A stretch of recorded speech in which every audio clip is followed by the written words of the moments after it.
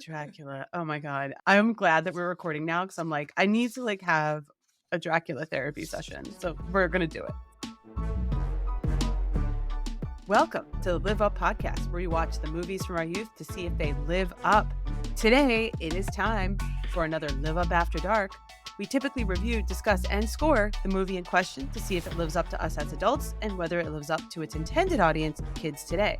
However, there were those movies that were decidedly not intended for kids. You saw it as a kid at a sleepover, at your friend's house, someone at HBO, or your parents weren't paying attention because it was the 80s. That is a Live Up After Dark episode. I'm Jess Latterman. And I'm Amanda Treat. These are all the movies we definitely didn't see in the theater. We knew we weren't supposed to be watching this, but nobody came in to see what we were doing. So our October spooktacular continues with this Live Up After Dark episode. It's more blood-sucking vampires, but this time, no mullets, no death by stereo, and no Corys. From 1992, it's Francis Ford Coppola's Bram Stoker's Dracula. We're reviewing this movie right after another Francis Ford Coppola film hit theaters, Megalopolis. I don't even know how to pronounce this word. It sounds like a hot mess. It was a hot mess. It completely bombed. And I just really wanted to jump in with this opportunity to insult Adam Driver one more time. Oh, God, you're such a hater. Such a hater. Really Listeners from previous episodes, for some reason, Amanda has it in for Adam Driver. And I don't know why. He's a great actor. He's in a movie that sucked. And Francis Ford Coppola directed it. He also directed this Bram Stoker's Dracula film that we're about to review. Jess, you just read the book Dracula, correct? I did. So, immediate question for you. Does this movie follow the book closely enough to warrant being called Bram Stoker's Dracula? So I'm going to answer that with in all caps, yes, but I'm going to do that thing where, you know, when you watch a movie with a friend or a relative who just read the book, like fresh from reading the book. Yeah. But you haven't read the book in years and you're just trying to enjoy the movie. But this asshole over here keeps being like, that wasn't in the book. They changed that. Well, that's going to be me, this podcast. So it's good. We're going to hear a lot of that. So yeah, there were some changes that happened. I love that this is going to be a book review and a movie review. Let's do both. This is great. Well, the biggest, most obvious difference, and for folks who haven't read the book, is that this movie we're about to review has a huge, I'm going to generously call it a love story, which is not in the book. There are some elements that are in the book, but not really. So Francis Ford Coppola went all in on the horniness of Dracula. So I had never seen this movie. I only read the book like a month ago. And the first time I'd ever consumed any vampire content, Amanda, is when you made me watch Lost Boys for this podcast. So it was Lost Boys. I read Dracula. I watched this movie. I even watched half of the original Nosferatu, which is like somewhat work related, and I wasn't feeling well. But yeah, so now I'm like all in on the vampire canon, sort of like a cramming before the test type of situation. So that's my history of it, which is like basically within the last month. So I rewatched this. I tried to get my daughter who's 12 to watch it. She wasn't interested. Kind of glad now that I've seen it. And I decided to I know. So I sat down with Elena and Isaac, my son, who is 7, to watch it. I know we knew that he would have to leave at some point because it was rated R, but I just assumed it was for violence rated R.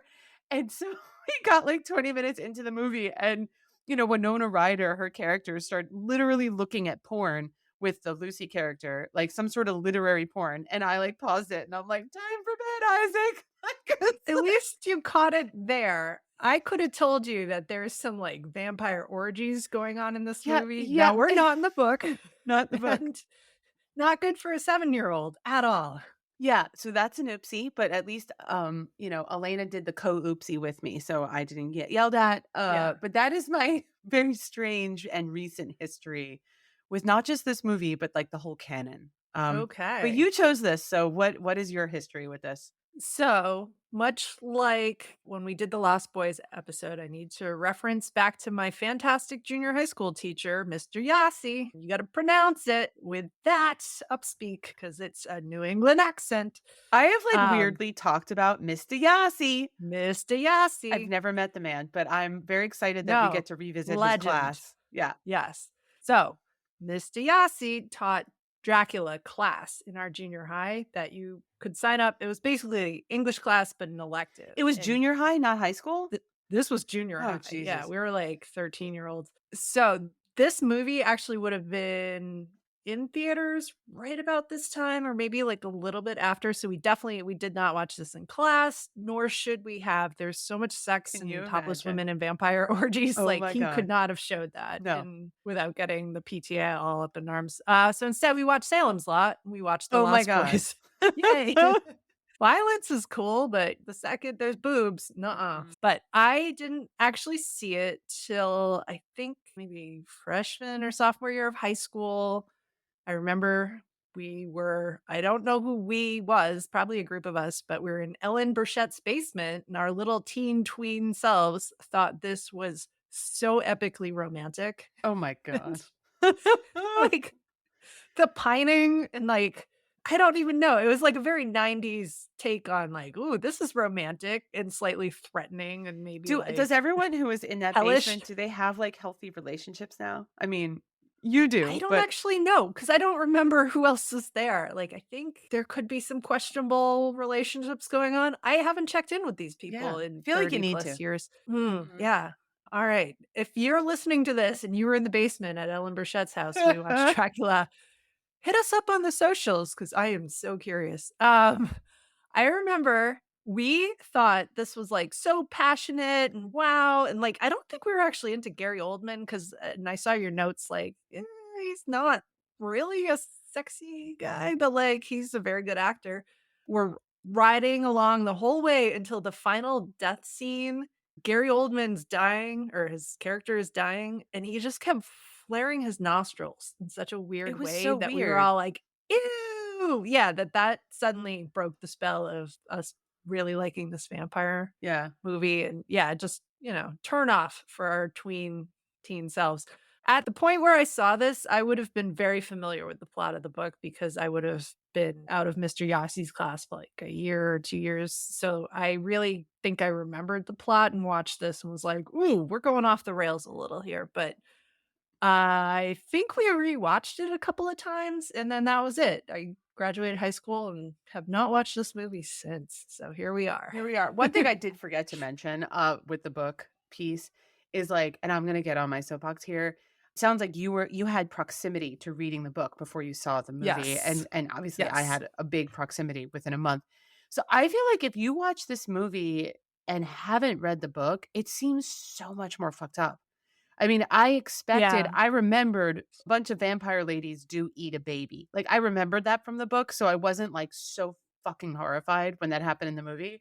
But when it happens in the movie, I'm Mhm. like, if you didn't read the book, you'd be like, "What the fuck is Like, happening?" "Ew, what the hell? These are not the sexy, casual, sparkly vampires from Twilight. What is happening here?" Listeners, if you haven't read the book and you haven't seen this in a while and you just watch it without any like knowledge of the book, it's gonna seem like the most fucked up horror movie you've ever seen. Yeah.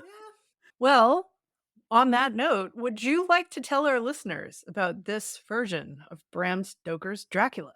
Yeah, this movie is a horny fan fiction version of the original Bram Stoker's Dracula. That's what it is. Boom. What a log line. That is a fantastic log line right there. Well, some nerdy notes. When I was studying in Dublin, a few of us, all Haverford ladies, went on a ghost tour of Dublin, and they were talking about how Bram Stoker lived in Dublin at the time Mhm. where a big moneymaker for people was digging up bodies out of the cemetery It's and fucked up. handing them off to the medical schools Yeah. to Oh dissect, my and god. wink, wink, don't ask where the body came from, but here, we would like to sell you this body fresh from the ground so Don't that mind all the dirt all over us and yeah, just, wash the face and move along, and that was part of what inspired kind of the tone of the book, Mm. and I feel like that translated into the movie a little bit too, like Yeah. this creepy feeling of bodies that you put into a tomb are suddenly missing, and Right. where are Yeah. they? And are they walking around at night? Did we bury them alive? What happened here? Right. Just that very like Edgar Allan Poe feeling of, oops, what happened? Yeah. Did we bury someone in, or did we like wall someone in with the cat, or what's going on here? Francis Ford Coppola nerded out big time on film history, the cinematography. He's pulling inspiration from the 1922 Nosferatu. I almost wish that I had started watching Nosferatu before this because I noticed that. He would call it a tribute to Right, that, yeah. but he's intentionally making it a little janky looking, like, that's why it looks so fake in certain It scenes, does. like, there's a scene with the train, Yeah. and it's like, "Oh, that's a toy train with, like, a mat in the Mhm. background," like, that's absolutely what it was because he's imitating Nosferatu, he's imitating some of the silent film era vampire movies. Yeah. There's lots of miniatures, like miniature castles, miniature abbeys. So even like, the actors are performing and then out the window, there's like a miniature version of something going on. Yeah. It's clever. We love our practical effects on this show. So that actually, as janky as it looks, it is very intentional. It's an artistic choice he made. It Yeah. looked weird in 1992. It looks weird now, but also when you realize what he's giving a nod to, it's like, oh, okay. Like, Okay. Yeah, that's that's where great. sometimes I feel like some of this is a little too film school for just a regular Mhm. moviegoer. Yeah, and then he's also experimenting with different film techniques that were more recent that kind of apply here, like, there's kinda like this wolf cam or some fog cam, but it's the Jaws effect. Yeah. We're looking at things from the point of view of the monster, and it's him giving a nod to, like, Jaws and Spielberg. And then he also there's scenes where the vampires, particularly Lucy, but, like, some of the other vampires are being shot in reverse to make their movements look Oh, extra interesting. clunky and weird. Okay. Like, there's this scene and actually, this is my favorite thing Lucy does in the whole movie is after she's turned into a vampire, she just, like, pukes blood in Van Helsing's Oh face and my then kinda god. laughs at him Yeah. and then sinks back into her coffin, and it's all very awkward because they shot it in reverse. Oh. Not the puking part, but everything after that is done in reverse, so her limbs and her head, and then she shuts her eyes, and it just looks a little It off, does and look that off. definitely done intentionally. Huh. Yeah, he was playing around like he was an art school student in this movie. Some of it's successful, some of it's not. Yeah.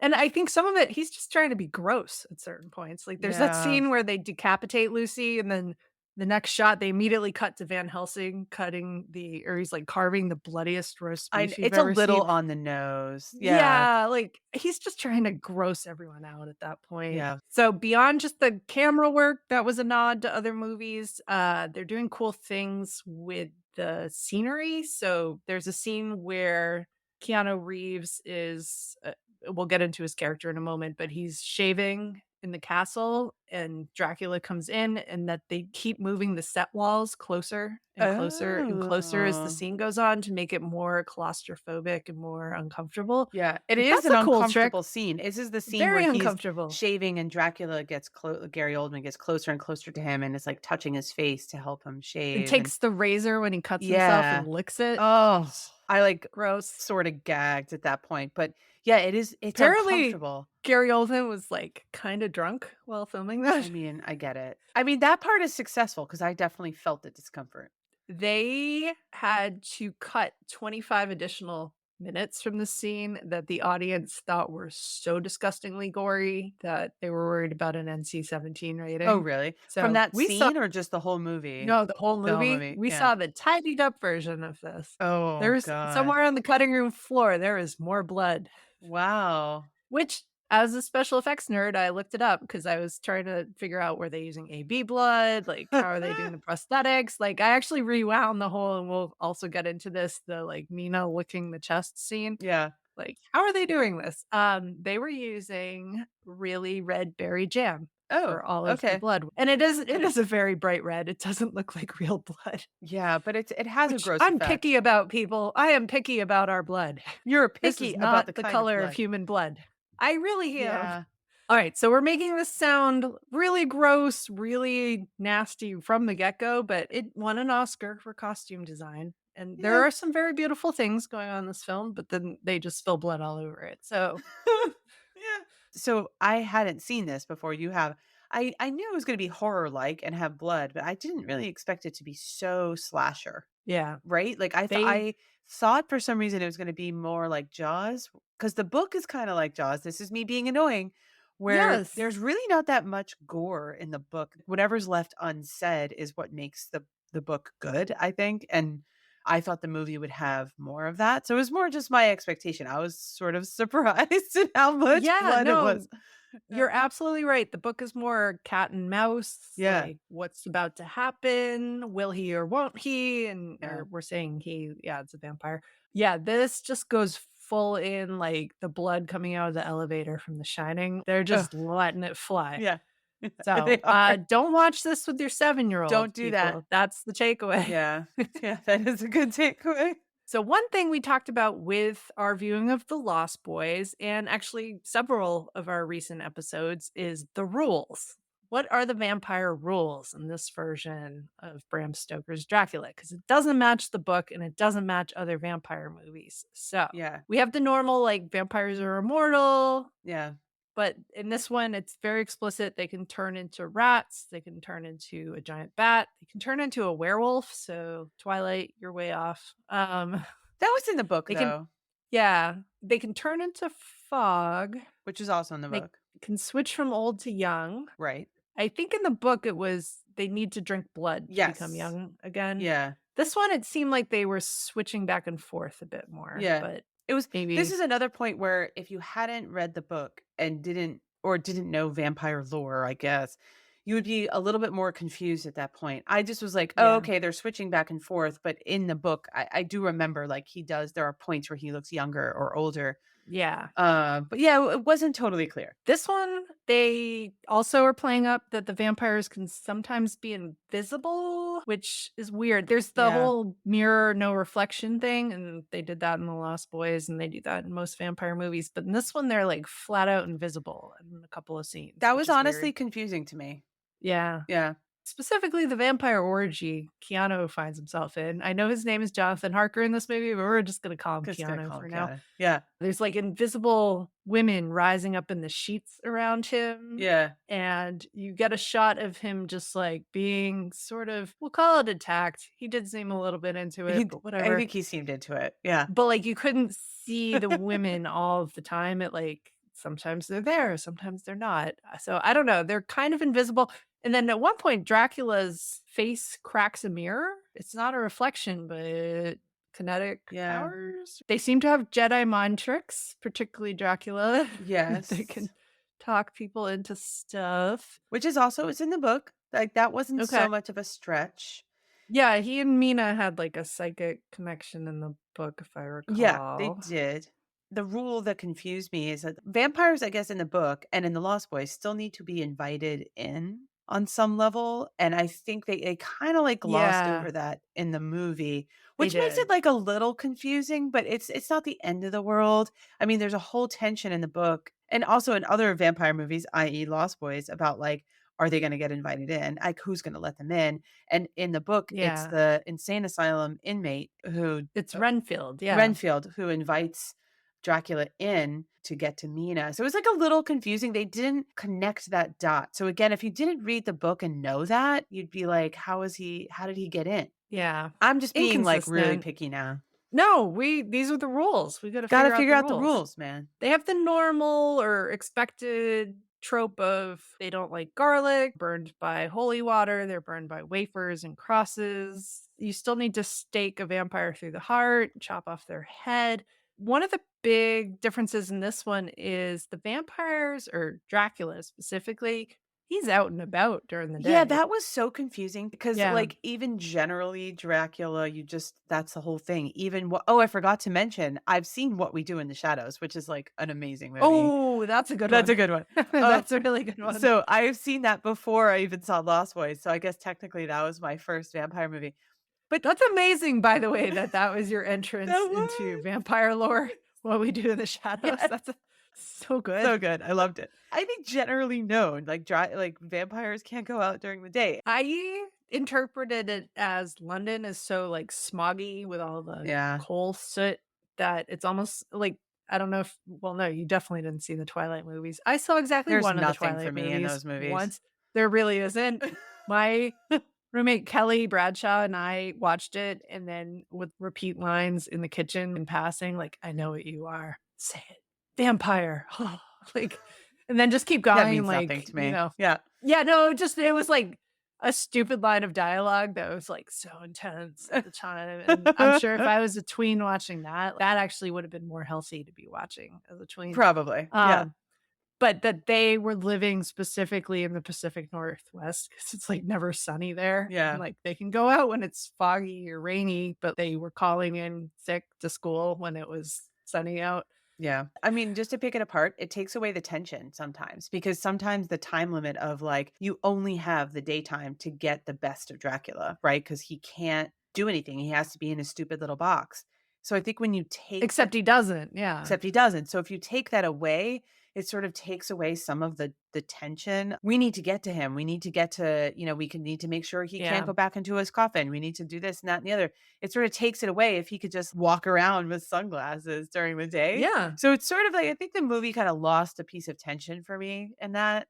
Yeah, they didn't really enforce the "he can't be out in the sunlight" rule. I was Yeah. never worried about him bursting into flames because he walked out in the Right. And sunlight. this is a movie that takes itself seriously. This is not What We Do in the Oh, Shadows. so So seriously. Yeah. seriously. So like to not have the adherence to this particular rule sort of did take it away a little bit for Yeah. me. Yeah. All right. We like to go character by character through all our film reviews. Let's dive right in with the main event. Main It's event. Dracula, played by Gary Oldman. Otherwise known as Sirius Black, but yes, okay. I still think he's pretty good. I don't think he's, like, sexy, and, like, there's definitely, like, an attempt to make vampires sexy in this movie, but I don't know. He shouldn't flare his nostrils so much. That's my 13-year-old self speaking. Yeah, this was another one where just like Lost Boys with Jason Patrick, where I'm like, okay, I get that I'm a lesbian, but I can understand when men are attractive. I understand it intellectually. And I had to have you explain to me the appeal of Jason Patrick because I just did not get Yeah. it.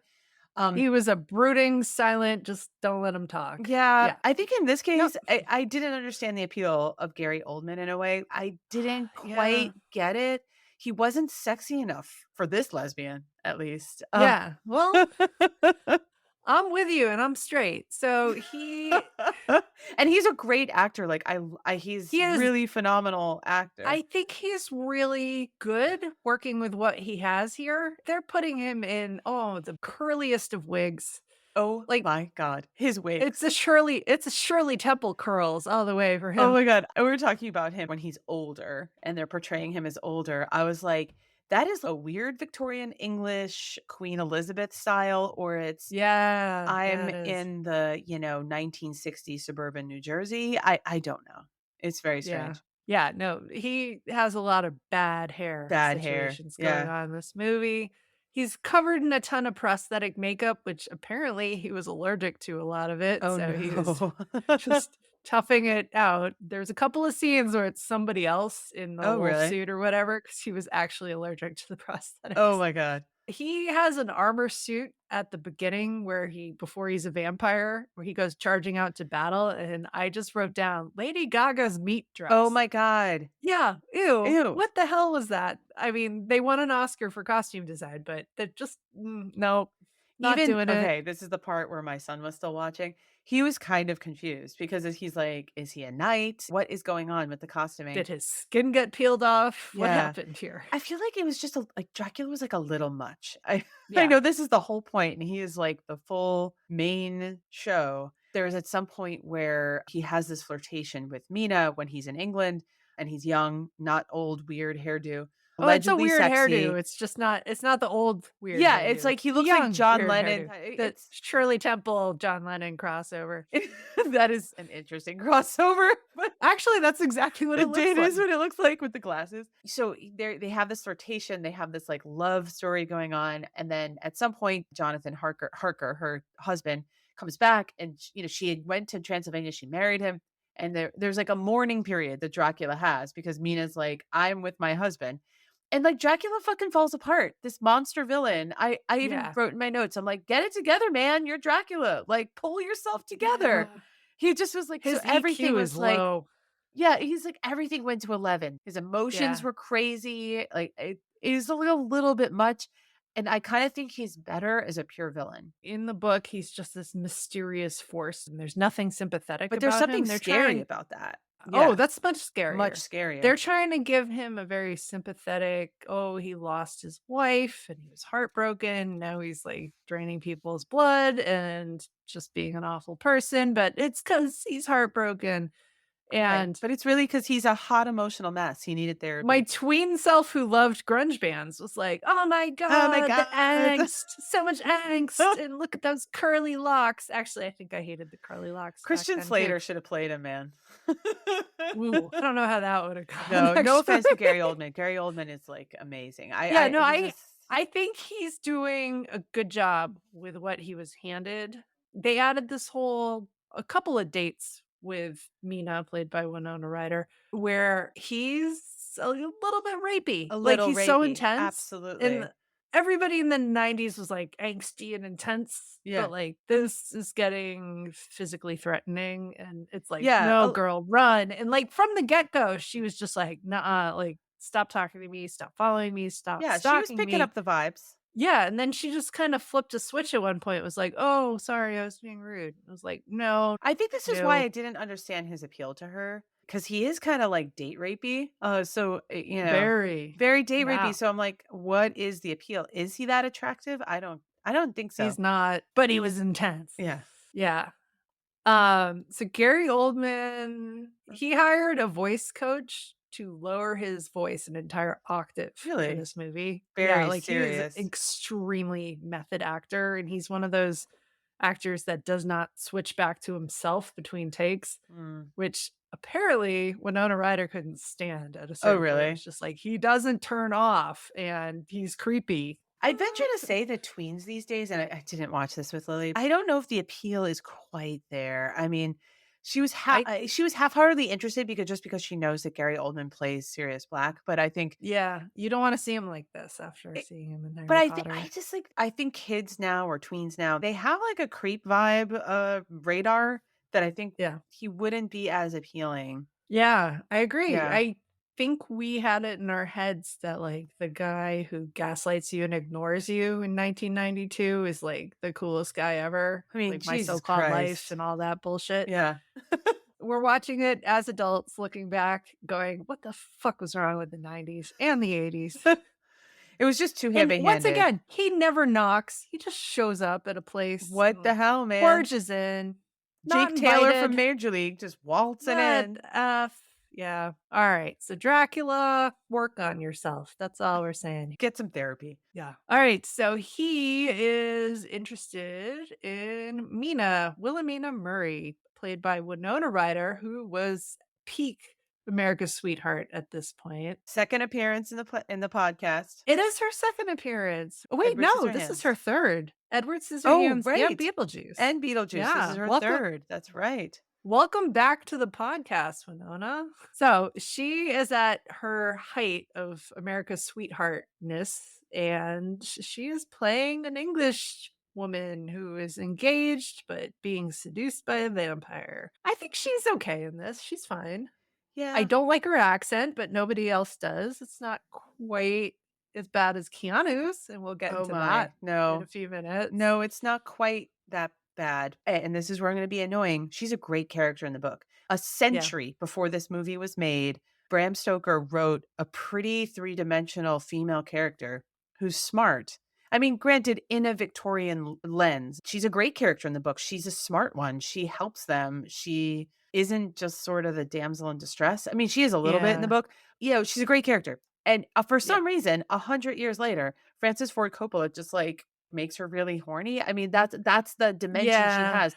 Very one note. I love Winona Ryder. I think she did do well with being the innocent and getting seduced, but she wasn't that memorable as a character. Yeah, she doesn't come across as that smart She doesn't. compared to her book character, and there's a point and they do it in the book too, but they flat out call her a decoy. We're just bringing her along 'cause she's a decoy, Yeah. and Eh, that it sucks. sucks. In the book, she's more of like she's brave. We're getting to the English lit seminar portion of the podcast, but what I Hey, really liked about the check, I book, am in. you're I'm in. in for this. This is where I was, like, kinda disappointed in her character in the movie because in the book, she struggles with she knows that her allegiance is changing to Dracula, like, she knows it in the book, and she fights against it, and she helps the whole gang kinda get him in the end. Whereas in this movie, she is just a decoy. She's just a decoy with Yeah. boobs, and that's all she is. There's only so much you could do with that material. Yeah, Mina's supposed to be the smart one, and even she's about to, like, pop her boobs out at the end towards Van Helsing, and it just is so uncalled for and so nothing to do with the plot, it's not in the book, and just overly sexualizing all the female Yeah. characters in this. The scene that I believe you shut off for your son was she's typing a little letter at the beginning, but also reading Arabian Nights and going, "Oh, so scandalous," and then her friend Lucy shows up and is like, "Let's read more of it." Let's read some I porn. Yeah. so I found the original script for this movie online, Oh as I boy. always like to do, and it's so much worse. Oh Like, the no. script makes her even, like, dumber and pervier. There's a very unexplained scene of her making out with Lucy in the rain when I Dracula's didn't coming. understand that. It just was There's no out of nowhere. context, and, like, you see the monkeys at the zoo going crazy, and it's just like, "Ooh," like, everyone's horny? What are we pulling from It was this? very male gaze. I mean, it was It not just male was, yeah. gaze for like the two female characters kissing, but just generally All the speaking. female characters are male gaze in Yeah, this it's kind of movie. weird because like Francis Ford Coppola has directed other movies that have female characters with depth. So I found it to be surprising. Francis Ford Coppola shoulda directed porn. So Mina is engaged to Jonathan Harker. They're writing letters back and forth. She's really sweet, but then she runs into Dracula, who she just calls the prince throughout the rest of the Yeah. movie on the street. And then they're having all these like secret dates in abandoned warehouses filled with candles. I don't know.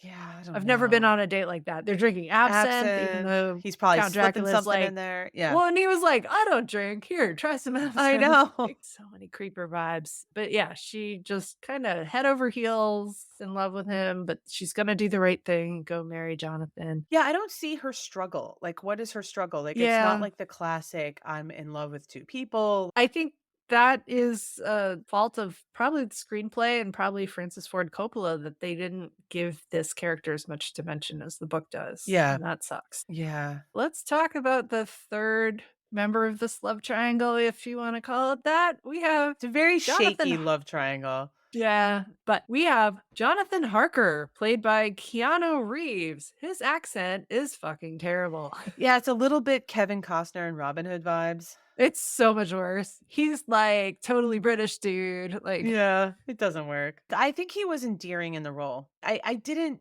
bother me as much, whereas like Kevin Costner just felt like lazy and for Robin Hood. It yeah. didn't feel that way for It me. just I think everybody loves Keanu Reeves so much that you're just like, "Oh, that's so adorable, I he can't mean, do a British yeah. accent." Oh. Oh, and this is his second appearance on the podcast. And he was kinda wearing the same He costume as kind of Babes in Toyland. was. Right. His first movie ever, we reviewed it last Christmas, Babes in Toyland, Yeah. I with mean, Drew Barrymore and Mr. Miyagi from The Karate Kid. yep. Just loved it. You Yeah. should totally listen to that Definitely episode. did not Loved love it. it. Listen to the episode, skip the movie. So this totally British dude, Keanu, is playing Jonathan Harker. And he, again, it's not peak Keanu because I think as he got older, he's a much better actor now. And he also knows the roles that are good for him. I think he was trying a lot of stuff back in the 80s and 90s that didn't suit his acting style. And this is one of them. Much Ado About Nothing is the biggest one I can think of. Oh, Have I you ever haven't seen I Keanu do Shakespeare? I have not. We might have Not to we sure might I'm have to gonna review that. I'm not up for that. In defense of Keanu in this role, in some ways it was kind of endearing. He knows he needs to escape that weird orgy thing with the vampire ladies, and Yeah. he's really disgusted with them. And he plays it both innocent yet succumbing. I think there's an endearing quality there that wasn't necessarily in the book, but works on screen. So I will say, in defense, I don't know, his Keanu Reeves-ness sort of was okay here. He came across as like a child A at the little beginning of bit, this. There's yeah. a scene where he's sitting at the table with Dracula, and I expect him to be, like, swinging his feet under the chair, Pretty like, much. Yeah. "What are we doing? What are we doing?" I think it's supposed to be playing very young, very innocent, like, Yeah. struck me childlike, Yeah. but he grows the hell up very quickly after this vampire orgy, Yeah. Yeah. and The part I remember from reading the book, and Mr. Yassi had to explain to us the trauma that comes on quickly can turn a person's hair white. He shows back up after all of this experience, and they've dyed his or probably just powdered his hair. But after that, he is kind of this joyless and doesn't do that much. Like, Yeah. they don't give him a lot to do after his initial, like, innocent, fun, yay, field trip to Transylvania phase. Yeah, I had hope at the beginning, then it just fizzled. There's not Yeah. that much else. In the vampire orgy, did you notice it looks like one of the ladies bites him in the crotch? I need to talk about this, like, orgy scene, though. I mean, it's not really an orgy scene, but it's kind of implied. You could look at it as like, "Oh, sexy," but it's, like, covered in blood. I found it to be Yeah. gross. Oh, yeah.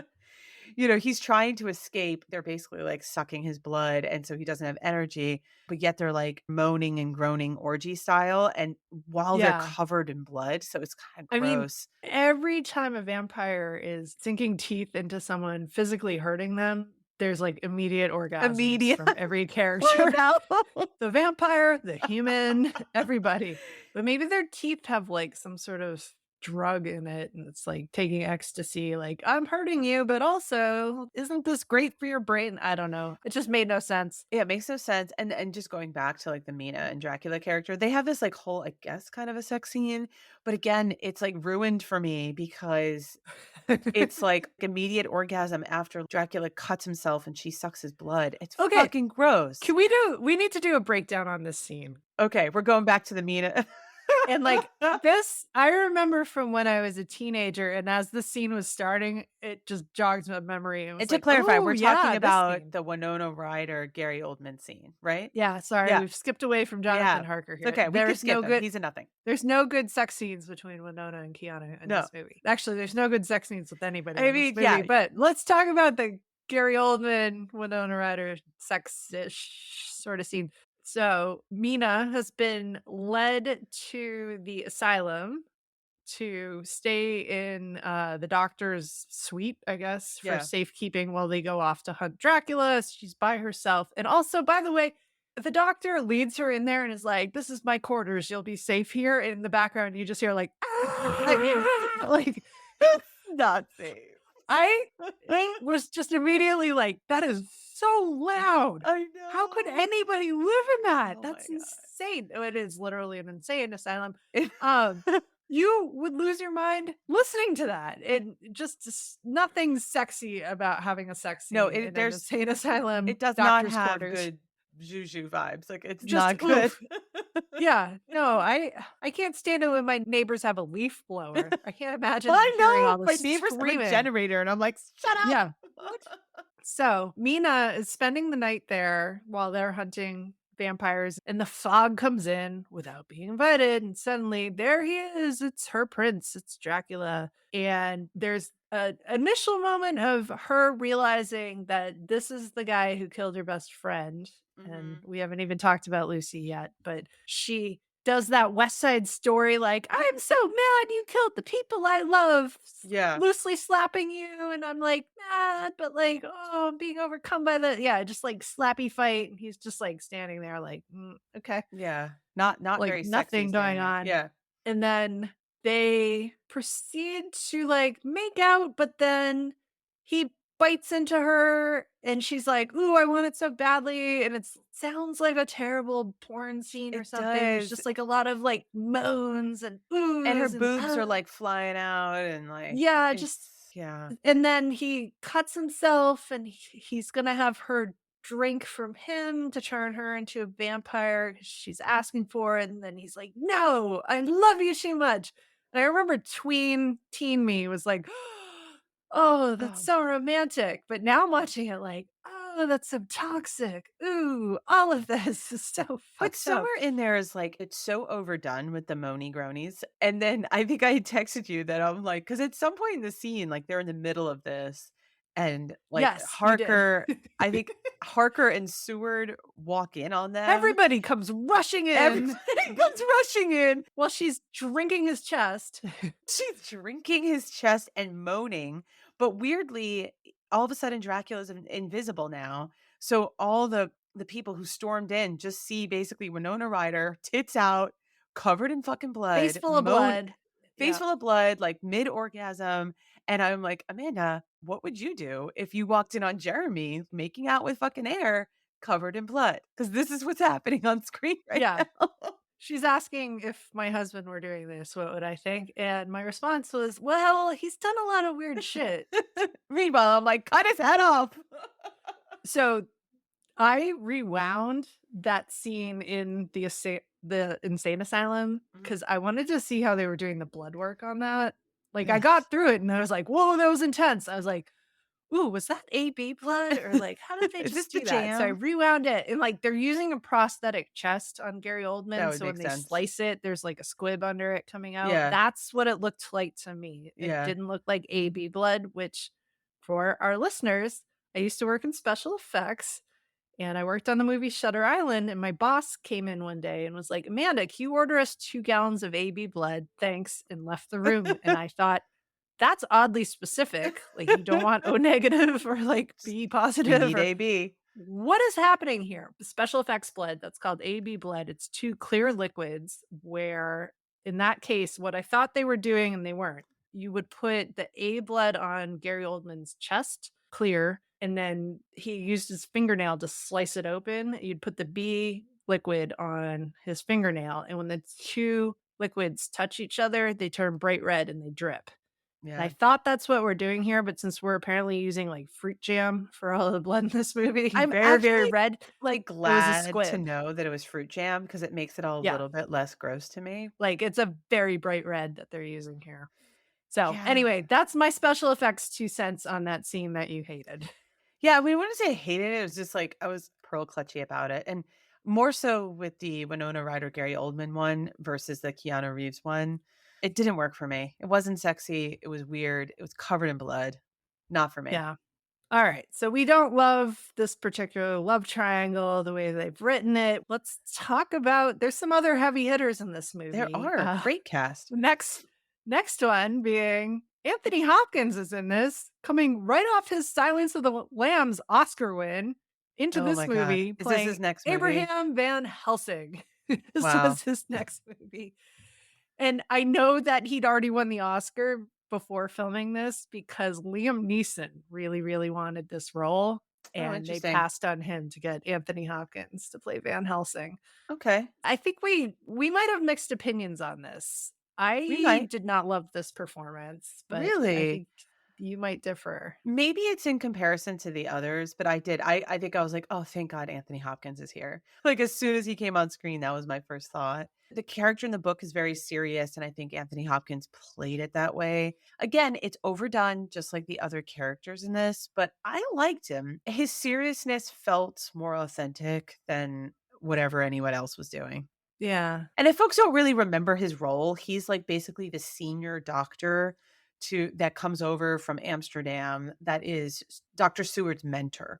So he kind of comes over and like he clearly has a history to understand what vampires are and how to kill them. He has all the knowledge and he is slowly revealing this knowledge to everybody else. So, the things I didn't like about this, he has added sort of this pervy and socially inept personality trait to Van Helsing Yeah, I that could see I that. really didn't like. I think in my head, and this is because I just watched the Hot Ones episode with Nick Offerman. Mhm. I think in my head, Van Helsing has always been more of a Ron Swanson type, Really? if that makes any sense. No. That It doesn't I make sense. think he's this very serious, but also, like, there's a heart of gold under there, but Okay, also yes. stoic, independent type. There's the scene where he, like, just grabs Mina and does, like, a little dance around the room with her, and it's just like, "What the F was that?" Yeah, Like, it's kind of weird. that's weird, and that he's given all of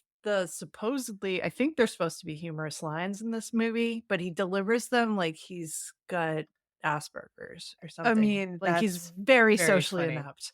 He is Yeah. socially inept. Yeah. Okay, fair points. These are fair points. Yeah. I think it was more relative to the other characters. I liked it the most, maybe. Yeah, like, he's still Anthony Hopkins. He's a great Yeah. actor. No, but that's a good point. He was kind of an oddball Yeah. versus an elder statesman type of. Well, yeah, you're right. Like with a heart of gold. I think that's exactly Yeah. right. And this is maybe we're getting too close to the book, but I think you do lose something because then he just Yeah. He's just some weirdo who's somehow knows a lot about vampires. Yeah. Yeah, and he's not quirky enough for the funny lines because he is saying some things that are genuinely if you deliver them with a deadpan if Ron Swanson was like, "I just wanna cut off her head and also take out her heart Oh, at a that's right, he funeral." does deliver that line and it Yeah, like, lands, that like, line really flat. yeah, it's clunky the way it's coming out of this character. Now, I don't blame Anthony Hopkins, he literally just played Hannibal Lecter. He's probably like, "I'm gonna try something very different here," Yeah. and it just didn't land for me, I don't know. My favorite moment with him was Lucy vomiting blood in his face and laughing at him. It's just like, "Yeah, you know what? He had that coming." Yeah. I mean, I think those are fair points, and you're totally right. For those deadpan Yeah, lines, it came across as weird, not funny. I yeah. I guess that was the intention for it to be weird, but then why weird?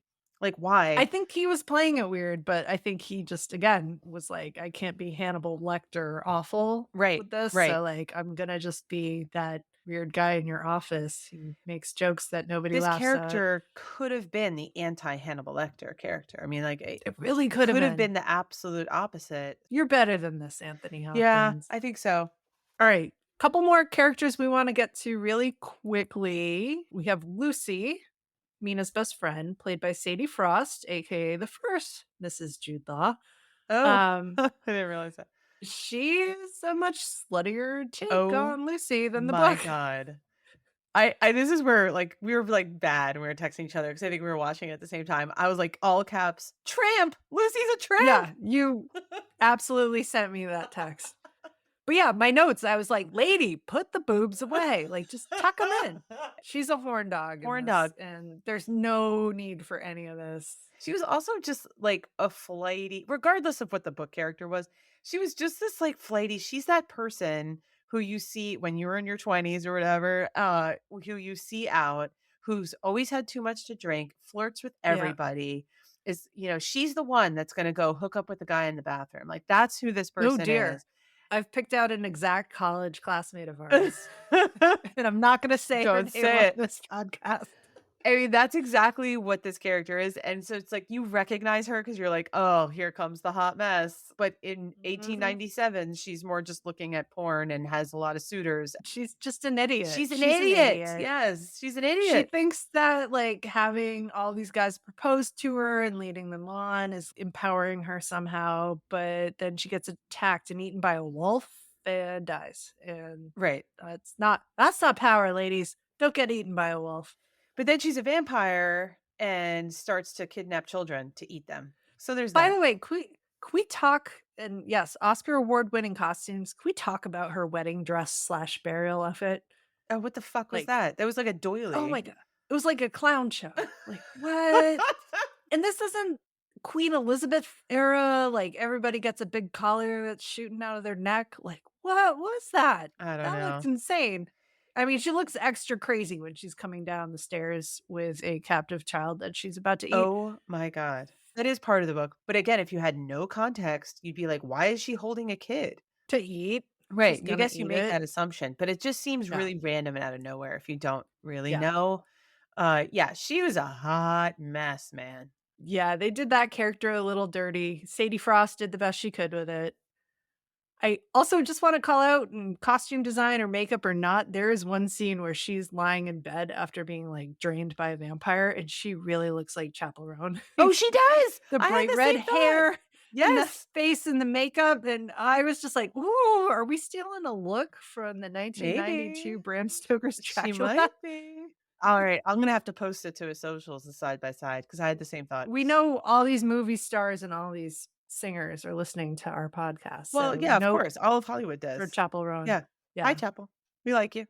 Alright, so Lucy has 3 admirers, they've all proposed to her, we're gonna fly through them really quickly. The first one is Quincy Morris, the Texan, who is played by Billy Campbell. Yeah, I don't really notice him in this movie until he gets Nah. killed. Nah, Yeah. They gave him nothing to do, but nothing. Didn't need him. in defense of Quincy Morris, most other versions of Dracula completely write this character out. because he doesn't do anything in the But I book, think that would have been the right really. choice because he's not really that much of a character. I was actually surprised to see him in this. Again, I read the book too soon. Mina and Jonathan have a kid and name him Quincy after him That's because he, right. like, sacrificed himself, but yeah, he really doesn't No do anything in the book, purpose, he doesn't do anything here. nothing. He dies. That's it. Again, Didn't spoiler, really but this care. came out in 1992, you barely notice he dies. Yeah. Nah, Yeah. alright. Good effort, nothing to do. Our second suitor, I feel like we're doing a dating game here. I Our second know. contestant is Dr. John Seward, aka Jack, played by Richard E. Grant, who is one of those guys with a punchable face He's in so that many pops up things. in things. And every time I see him, I've had this reaction of like, why do I see him making a crazy face? And I realized it was from this film because there's a scene, he's running the insane asylum. He is stealing the drugs and injecting himself with morphine Yeah. and makes this crazy ass face. So every time he walks on screen with like, he's in Downton Abbey, he's in Game of Oh, that's Thrones, like right. when he Yeah, pops that's up in these right. places, I'm just like, why do I know this crazy face, dude? It's from the morphine shot in this movie. He does have a little bit more to do. I think he's actually pretty decent here. I don't Yeah, and so know. he's the doctor. So he's a suitor, but he's also a doctor because he runs an insane asylum. He's the one that Van Helsing is his mentor. So he comes to the table with some knowledge, theoretically. I mean, he just Yeah. came across in the movie as like a seedy hot mess to me. Like he's disheveled, he's like stealing the drugs. His insane asylum looks like fucking Bartertown because that has to make an Oh, it's such entrance. a bad, yeah. But I felt like it was weird, and it's not necessarily the actor's fault, but it's like, this is supposed to be taking place in Victorian England. Are you wanting to have some sort of gentlemanly characters, or is this a fucking hot mess horror show? So Yeah. I felt like his seedy portrayal of Dr. Seward didn't really work for me because he wasn't that sympathetic. Interesting, because I Yeah. kinda liked that he was a jilted lover Yeah. and a very flawed doctor, Yeah. and that he's trying to hold it together. There's a scene where he has to go treat Lucy after she's rejected him, and he's Yeah. like, "I'm here as your doctor," but, like, you can see, like, he's just like, "This is not cool for me either." Yeah. I did like his interpretation of here's a doctor on the edge who's got this medical knowledge, but again, does not have the EQ, does not have the EQ. Yeah, it just it didn't He's messed up. I think if you didn't have as many characters, maybe you could have done something. He was more memorable here, but he just seems like he might as well wear leather chaps and be in charge of Bartertown with Tina Turner. That's our Beyond Thunderdome episode for listeners who Yeah. really wanna hear Jess let loose on something. She Yeah, did not like Bartertown that. somehow makes it into every single episode now, but, It kinda does. yeah, it Yeah, kinda does. yeah. So I was not a fan, and this maybe again, maybe it's too much of proximity to the book. You know what, Lucy? I think you and Mina should just fucking go off. Yeah, you 2, like, go get a place I together mean, and sip these guys are wine just and not just worth look out it. at the ocean. None of these guys. No.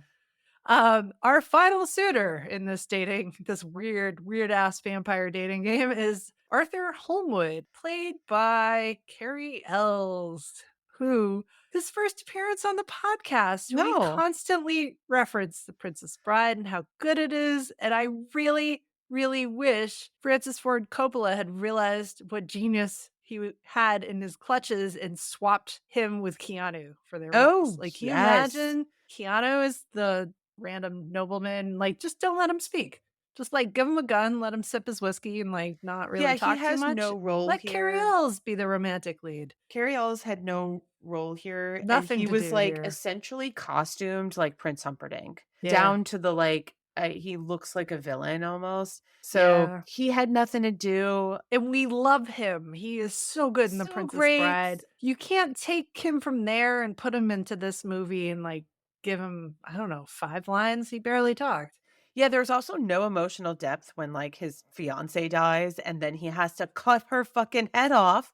He was, "Okay, this is my fiancée, and I love her, and I'm going to, like, donate my blood to help try to save her." We're talking about Lucy now. Which he does. And then she fucking dies, and Van Helsing's like, "Yeah, we gotta stab her heart We and gotta cut her we head gotta off. go dig up the body. Dig Oh, up the wait, fucking body's body." not there. Oh, hold up, she's walking down the stairs about to eat a About child. to eat a child, and exactly, this is Yeah, all there very should have been some weird. trauma there. There was no trauma at all. It was just, like, very matter of fact. I coulda used a little bit more emotional development here, and this Yeah. is where I'm getting where it's like, okay, I called it male gaze before. There's this, like, dude-like character development. There's just wasn't there. So, you know what Francis Ford Coppola did? They made all the actors read the book Yeah. aloud, and they sat there for, like, I think it took them a week, and these 3 characters, he wanted them to be BFFs. Even though they're competing for the same woman, she chose one of them, the other 2 are like, ride or die, bros over hoes, that attitude. So he sent these 3 actors, Billy Campbell, Richard Grant, and Cary Ells, on all these, like, hot air balloon, horseback Oh my riding, god, like, like, dates? adventures together to, like really to, like, build up their broiness. It doesn't fully come across to me. Doesn't. They're all really good actors, and none of them have enough screen time to actually do something with it. Like, I would I have mean, loved to see trauma being worked through by Cary Ells. You just cut your fiance's head off. you just cut your fiance's head off. That I mean, would mess oh a my person up. god. Like, I just wanna see 5 seconds of him getting pass out drunk after that, just trying to Yeah. process, "Holy shit, I just cut her head off." And again, this is what's so weird to me. Like a century before this movie was made, in the book, they kind of reference the trauma of this character. I forget his name, or Holmwood. It's there in the background where he struggles with it and he's so upset and he has grief and da da da da. 100 Yeah. fucking years ago. Fast forward, Yeah. and he's just a This bro got with, rushed right through. yeah, who's just like, okay, I'm now gonna like drive a stake through the love of my life's heart. Yeah. It's very strange to me. Yeah. Bros over hoes, cut her head off. So, honestly, in this game, like, Lucy, I don't know, man. No, this is the worst bachelorette ever. Nobody gets a rose. And then you die. Yeah. You and Mina just do a Golden Girls scenario, get a house Absolutely. together on the beach and walk around and eat cheesecake in the kitchen. I don't know. Sounds good to me. That's the Ladies, ending I want. your best life. Do not get involved with Absolutely. vampires. Grow some wild Ugh, garlic in the garden. yeah. It's a house surrounded by garlic. All right, there's one other character that we need to talk about who I also think is done dirty by this movie. That is Renfield, Yeah. played by Tom Waits. I don't think I knew he was in this because when I I watched this as a teen tween, I didn't know who Tom Waits was. He is way more animated and energetic in this movie than I think I've ever seen him in anything. Because he plays Renfield, he's in the insane asylum, he is chained up, his hair is, like, electrocuted, he is just screaming, he and has no purpose, though. His character served no they purpose in this movie.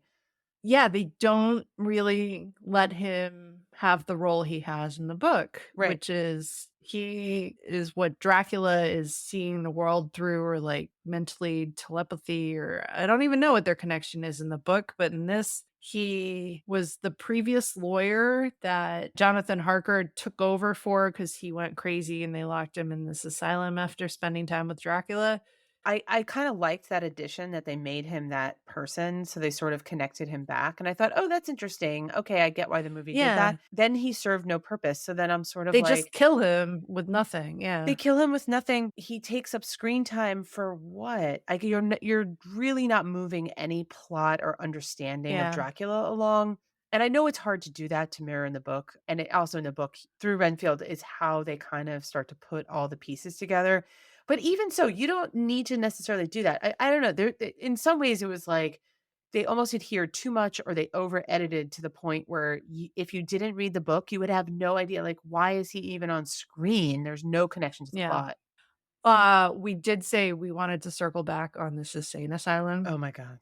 Holy crap, the insane Whole asylum in this movie. it's Bartertown. It's awful. Yeah. Yeah. There's so many scenes where there's just, like, riots going on in the insane asylum. I get that they were Like, trying to set a scene of, like, kind of chaos. It's kinda like underworld, and it definitely comes across that way, but it was sort of jarring to me because it's like on yeah. the above ground, you have, like, horse and buggy carriages and sipping absinthe. This is where it's like, do I have to go to film school to understand it? I don't know. I it doesn't quite match to me. I mean, I found this scenery more terrifying than the Dracula's Oh my god, castle. yes. It's at least quiet there.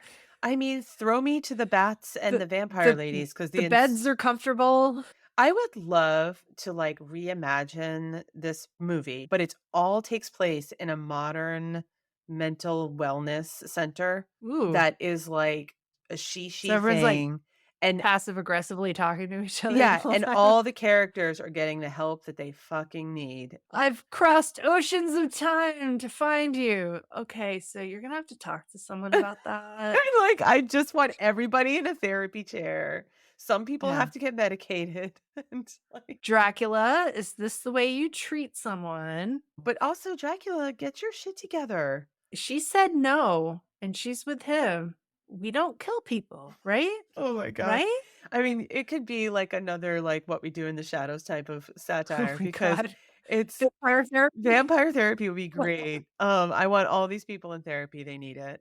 All right, let's go to like some random thoughts. I'd love to start with the fact that they shot the scene where Jonathan and Mina are getting married. It's supposed to be in Romania, I Romania, I believe. think so. Francis Ford Coppola was like, we need to do this as a full on Greek Orthodox ceremony and filmed in a Greek Orthodox church in LA and did the full ceremony, which has left a lot of people questioning, Whether they're are legally married. Keanu Reeves and Winona actually married? Winona has Keanu in her phone as husband, That's amazing. and that she'll text him occasionally and be like, hey, husband. I love that. Yeah, there's method acting, and then there's, "Oops, we accidentally just We married married 2 Keanu cast Reeves and members. Winona Ryder." Oh, man. Love it. I like it. I feel like you're lifting the mood of this episode. I feel like my randomness is that I don't mind violence. I don't mind sexy love scenes, but I don't know. My pearls were just clutched on this movie, as you could all hear, and it's just all weirder to me with like blood dripping from your mouth. I like your random thought better. Alright, it's a vampire movie. Let's talk about things that suck. But bump. This movie feels super gratuitous in a way that just diminishes the female characters. I'm putting all the blame for anything wrong with this movie on Francis Ford Coppola. Although now that I've read the script, actually, he showed some restraint. Like the script isn't particularly well treating of any of these characters. But I just don't find it empowering for any of the female No, characters. it's They're all just boobs, constantly pulling their boobs out. They're boobs and bros. That's what you got here. and then something overall with this movie feels really off with the pacing. There's no build up to the gore. It just like peppers the gore in at random. Yeah, this is where it's like maybe when they had to take some scenes out, where it's like over Maybe. edited. Ooh. 'Cause Yeah, maybe it I was guess this is that. also expectation, like, I didn't okay, when I went to go see Get Out, I understood that I was seeing a horror slasher kind of movie, but a thoughtful one, and that was my But it expectations. builds. Right, but I knew it was gonna be bloody. Yeah, the horror gore is like the last 10 minutes and it earned it. Earned it, but I knew that that was gonna be part of the package, right? And Yeah. I feel like for this, I naively didn't think it was going to be, so then it felt even more jarring and random where, like, they're doing a scene, then all of a sudden there's blood fucking everywhere. You had mentioned, like, when Lucy basically vomits up blood in Van Helsing's face. I Um, mean, I think that's I mean, it hilarious, was but somewhat funny, but it's like, here are the choices here, right? It could be a scary scene. Like you're going into a tomb, there's a dead body. The reveal is that the body isn't there. She slowly starts walking down the stairs. I mean, this could be like a build up. This could she's be scary. We should be terrified now. We should be scared. But instead, there's like no trauma from the fiance. He's just like, here's my steak, and I'm gonna like fucking kill her again. And ready to take her head off when you say go. right, and Yeah. then there's a vomit blood, right? There's so, like, Yeah. you're choosing the gore over any kind of actual, like, "Oh, scariness." I didn't Yeah. feel scared at all for this movie. Yeah. Well, with that noise coming out of both of us, should we go to ratings? I think we should. So, this is a Live Up After Dark episode. We do the ratings the same as a regular episode, except we just consider maybe an older audience for kids. So, we'll start with adults. We rate 1 to 10, 1 being garbage, 10 being as good as Princess Bride. Does it live up to adults today? No, I didn't see it when I was a tween, so I could only speak to my present day experience. But I feel like I had a number in mind and now I might change it based on our conversation. But what are you thinking? Gonna I'm doing the half point thing here. I'm going 4.5 for 4.5. adults. So Yeah. I'm pretty close to you. So I say 4 for adults. Okay. I think, based on our conversation, I think you would think we would rate it lower, but I think the adherence to the canon, the references, it's interesting enough, and maybe some people wouldn't mind the gore as much as we do on some level. So I'd say a 4, but I think that's what I gave like Ferris Bueller. So, but it's an 8.5 for adults. So the next rating after dark episodes, we're considering older kids, tweens, teenagers. Does it live up Kids to who are kids today? sneaking a viewing of this when their parents aren't paying attention to what they're doing. If you're in Ellen Burchett's basement in 1993 or 94 or whenever that was. Yeah, those kids who sought this out on their own without their parents' permission or guidance. Yeah, so it's the same rating though, 1 being garbage, 10 being Princess Bride. So what sucks here is I know teen tween me liked this movie. But I'm But it's for looking kids back at today, teens myself. Yeah, today. that's the thing. I'm looking back at myself thinking that was for all the wrong reasons, that we were taught this toxic version of like, "Ooh, if he, like, grabs you and pulls you into a corner, he must be really into you. Isn't that like a romantic sweeping gesture?" And it's like, "Oh, nope." Not to get pro clutchy here, but I don't think any of this would apply to kids today. I'm having trouble saying that this is a 4 for kids, but I really think this is a 4. I'm surprised Would you went like as high this. as a 4, so I'm going a 3, and my Okay. reasoning is sort of similar where I think that similar to, like, what we talked about for Ferris Bueller for some things, there are some characters that don't land today 'cause I think there's just different standard, like, is Dracula sexy? Not Gary Oldman's version, No. he's a little rapey and weird and not that appealing, so I think that tweens today would have a hard time relating to this. I'm not saying that, like, you shouldn't show it to your teenagers, but I don't think it's one that they need to see, so I'm going 3, which is, like, below Rudolph for me. Yeah. Yeah. No, honestly, Not quite this it's not quite Mad Max level. this feels like the script was written by a bunch of, like, incels on a podcast. Oh my god. What is our total?